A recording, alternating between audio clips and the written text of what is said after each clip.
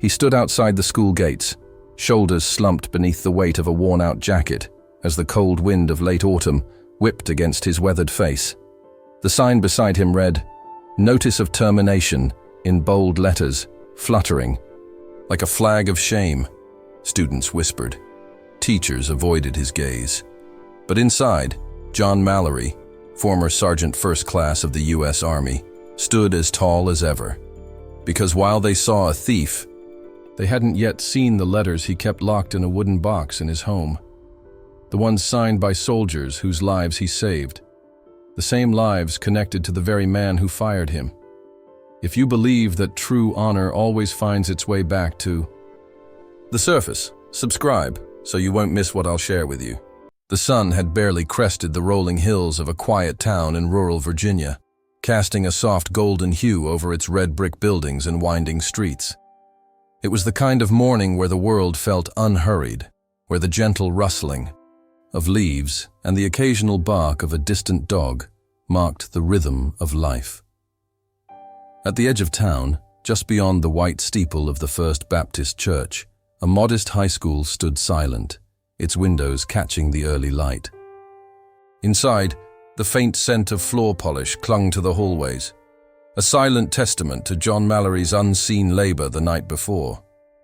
For nearly 3 decades, he'd worked the night shift, fixing what was broken, cleaning what was left behind, a quiet figure in the background of other people's days. But that morning, the routine cracked. By 8:15 a.m., the usual shuffle of teachers preparing their classrooms had shifted to hushed conversations and sidelong glances. An inventory sheet, pinned hastily to the staff bulletin board, listed missing items: laptops, projectors, tablets. At the bottom of the sheet, a name was scribbled: John Mallory. At first, it was just glances. Uneasy, lingering stares that hovered too long, as if waiting for him to say something. But John never spoke much, and that silence, once seen as stoic, began to feel suspicious in their eyes. "Maybe it's just a mix-up," Mrs. Halcombe, the English teacher, murmured to her colleague. But she didn't look up when John passed her in the hallway.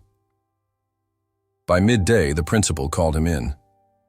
Mr. Bennett's office smelled faintly of coffee and old books, a place John had rarely stepped foot in, despite years of service. "John, this isn't easy," Bennett began, his voice tight. "But we've had reports, missing equipment, items only someone with after-hours access could have taken." His words were carefully measured, but the meaning was clear. John sat quietly, his hands resting on his knees, his gaze steady. "We're placing you on suspension," Bennett continued, sliding a folded paper across the desk, "until the investigation concludes." There was no investigation yet, only suspicion dressed up as procedure. No questions asked, no space for explanation. They handed him a cardboard box for his things, a box that seemed far too small to carry the weight of 20 years, as he walked down the hallway, that box in hand. The silence was deafening. Behind classroom doors, teachers whispered. Students peered through half-closed blinds. "I heard they caught him red-handed." Who would have thought? You never really know someone, do you? But none of them knew. About the folded flag sitting quietly on his mantel. About the medals tucked in a drawer beneath worn uniforms. About the battles fought far from the quiet streets of this town. And John Mallory kept it that way, because to everyone passing judgment, he was just the janitor. A man walking home with a cardboard box and the crushing weight of their stares. The days turned colder. The vibrant reds and golds of autumn leaves began to wither, blanketing the sidewalks like silent reminders that every season ends, whether it's the falling of leaves or the falling of a man's good name. John Mallory, at 68, wore the years on his face like quiet medals. Deep lines traced the corners of his eyes, carved by desert winds and sleepless nights spent under foreign skies. His gray hair, cropped short in military fashion, still clung stubbornly to discipline, though time had softened the edges. His hands told their own story, broad, calloused palms marked by decades of labor, but steady, precise. The kind of hands that knew both the weight of a rifle and the gentleness needed to mend a broken chair. Most mornings, he woke before the sun. Not because he had to, but because old habits die hard. 5:30 sharp. The kettle on the stove hissed as water boiled for instant coffee. The same brand he'd bought for years. The red canister faded from sunlight on the kitchen shelf. His home sat quietly at the edge of town, tucked behind a line of tall oaks. A small, single-story house, its paint once white but now graying, peeling in long strips along the window. Frames. The roof sagged slightly on one side, though John had patched it himself last spring when the rains came heavy. Inside, the furniture was simple, functional. A worn recliner sat beside a small fireplace, its leather cracked along the arms. Above the mantel, a wooden frame held a faded photo, John in uniform, younger, standing shoulder to shoulder with a group of men whose names he still whispered in his prayers. On the mantel, a folded flag rested in a glass case, gathering dust. Beside it, a pair of dog tags hung from a nail, their metal dulled with age. The walls bore little decoration, save for a clock that ticked softly and shelves lined with well-worn books. History, mostly. A few Western novels. He'd read them all more than once. His days had always been simple. A walk to the market every other morning. Stopping by the post office even when he wasn't expecting mail, just to nod at familiar faces. Sometimes he'd repair small things around the house. A leaky faucet, a creaky step. Old military precision kept him busy. But now, those nods from familiar faces turned into quick glances away. The greetings became fewer. Even the postmaster, who once chatted about football scores, now handed over the empty mail slot without meeting John's eyes. Still, John carried on. Because a man doesn't stop being who he is just because others forget. It was during one of those quiet walks into town that he noticed the flyer, pinned to a telephone pole outside the market, fluttering in the cold breeze. Winter Coat Drive. Help families in need this season. John stood there for a moment, the paper crinkling softly as he tore it down and folded it into his pocket. That night, under the flicker of a single lamp in his living room, he sifted through his belongings. The closet was small, filled with jackets worn thin by time, his old army coat among them, olive green and heavy with memories. He ran a hand along its sleeve, pausing at a stitched tear near the cuff, a reminder of a mission long past. He packed it alongside two other coats, folded them neatly into a cardboard box. Before the sun rose, he left the box at the church's back steps. No note, no signature. It wasn't the first time. Years before, Mrs. Patterson, the elderly widow, 3 houses down, had found her fence repaired after a storm. No one knew who had fixed it. The church's old heater, broken in the dead of winter, had mysteriously come back to life one cold morning. But John never spoke of these things, just as he'd never spoken of the medals tucked away in a drawer. Beneath his worn uniforms, even now, shunned by the town, branded a thief, his hands remained steady, his heart unchanged, because true service doesn't stop when the uniform comes off. And John Mallory, despite the silence, the isolation, was still serving in his own quiet way. The first snowfall came early that year, a thin blanket of white draped over the rooftops and fields, softening the edges of the town's sharp judgment. John Mallory's world grew even quieter.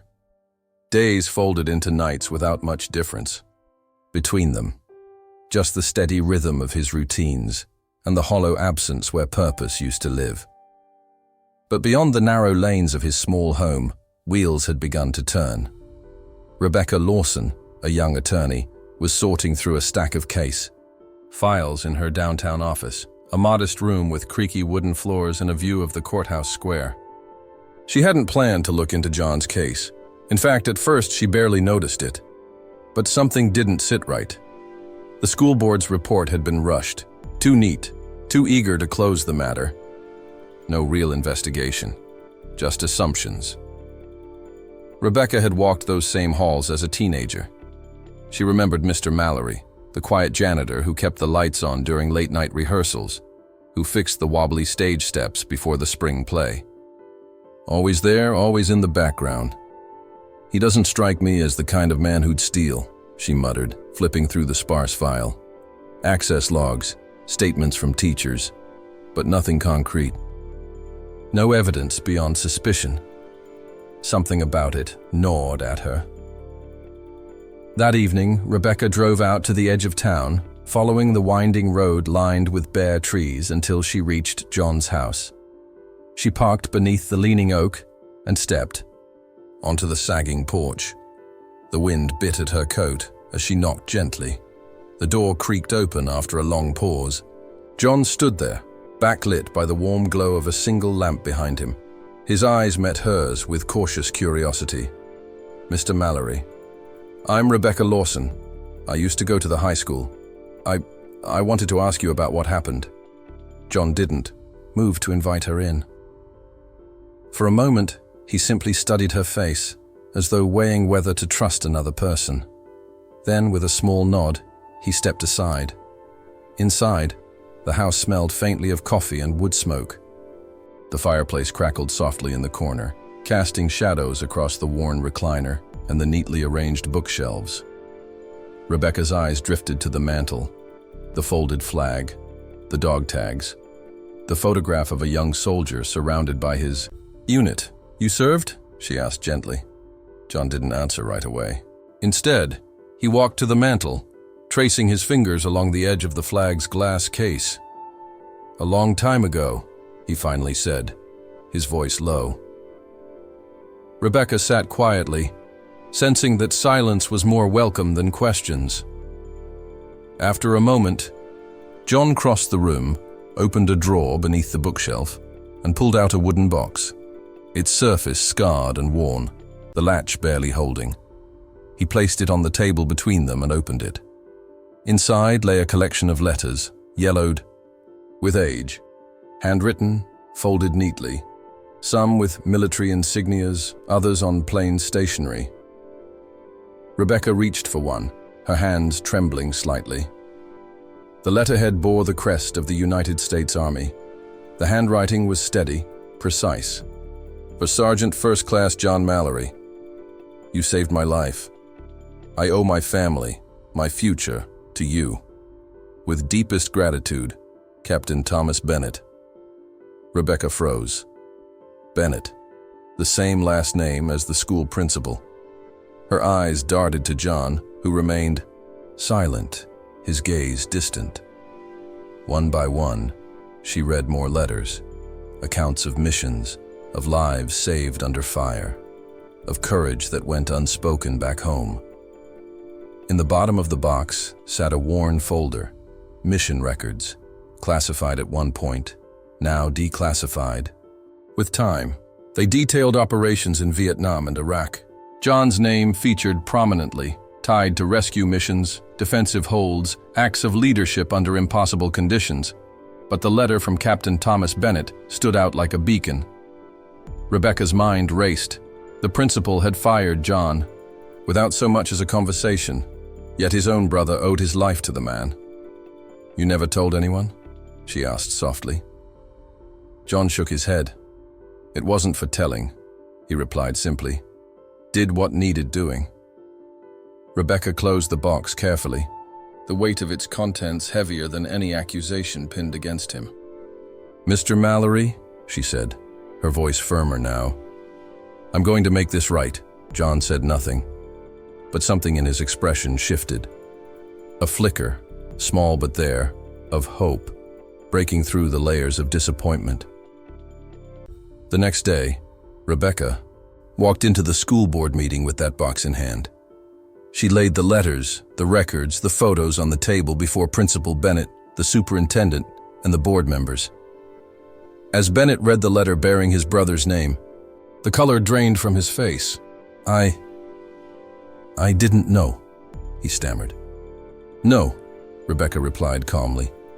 "You didn't even give him the chance to defend himself." Do you really think a man with such deeds would be capable of stealing from the very school he dedicated his life to? For so many years. The story spread quickly, from the school boardroom to the church steps, from whispered doubts to public shame. John Mallory's truth was out, not as a janitor accused of theft, but as a soldier who had sacrificed quietly, served honorably, and carried the burdens others had long forgotten. In the weeks following her discovery of John's service record, Rebecca had quietly continued her investigation, poring over security footage and inventory logs. What the school board had missed, or perhaps ignored, became painfully clear. The missing equipment hadn't vanished during the night shift.